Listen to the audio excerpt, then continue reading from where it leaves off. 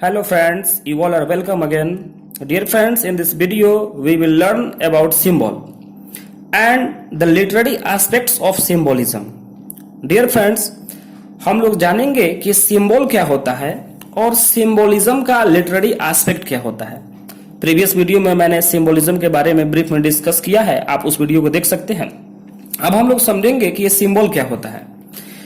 A symbol is an object और idea that has its own meaning but is used to suggest a different meaning।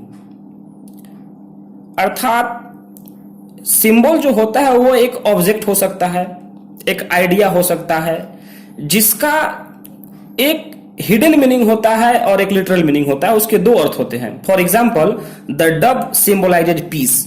Dub जो है, dub पक्षी जो होता है, कबूतर जिसको हम लोग कह सकते हैं, कबूतर की तरह पक्षी जो है वो किस चीज का प्रतीक है? वो शांति का प्रतीक है। जब युद्ध को विराम दिया जाता है तो हम लोग डब पक्षी को, कबूतर को उड़ाया जाता है, सफेद कबूतर को उड़ाया जाता है, यानी कि वो किस चीज का सिंबल है, वो किस चीज का प्रतीक है? तो वो शांति का प्रतीक है। And a heart is a symbol of love and romance. और एक जो दिल है, हृदय का जो निशान है, हृदय का जो चिन्ह है, सिंबल है, प्रतीक है, वो जो है प्रेम और रोमांस का प्रतीक है।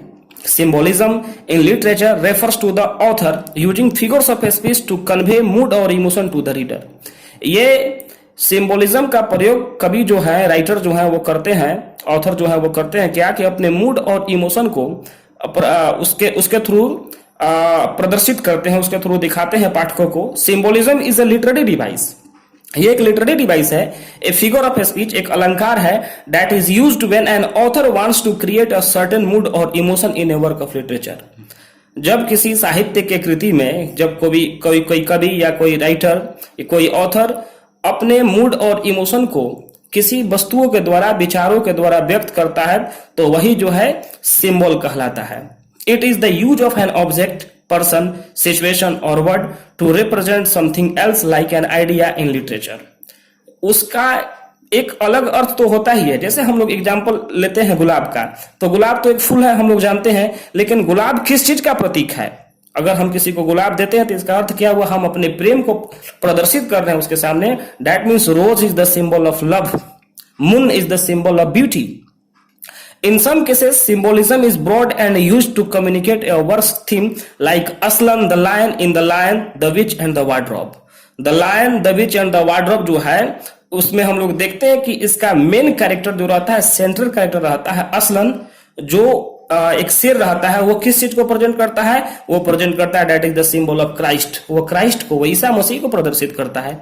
तो कभी कभी सिंबल जो है किसी वर्क के सेंट्रल थीम को प्रेजेंट करने का ये कार्य करता है। Dear friends, symbolism plays a vital role in literature. Some common types of symbolism include. ये बहुत ही इंपॉर्टेंट रोल प्ले करता है लिटरेचर में, जो बहुत सारे फॉर्म में आ सकता है। जैसे कि मेटाफर के रूप में आता है।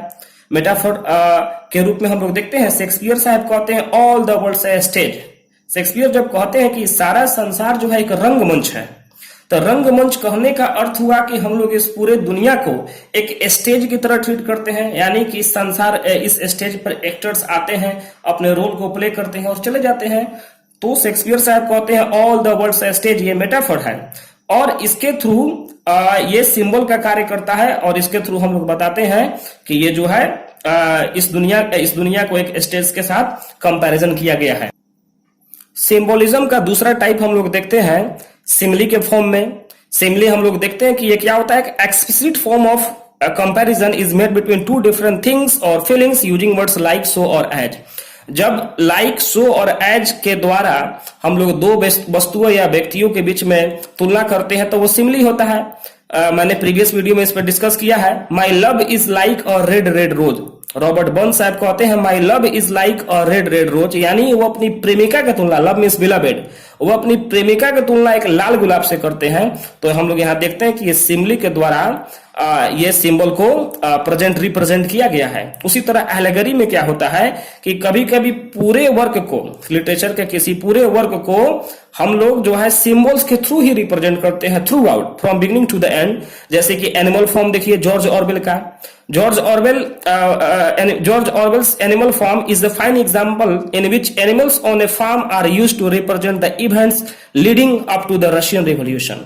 यानी कि इसमें जितने भी एनिमल्स का यूज किया गया है वो सब रशियन रिवॉल्यूशन को दिखाते हैं, तो ये एलेगरी हो गया।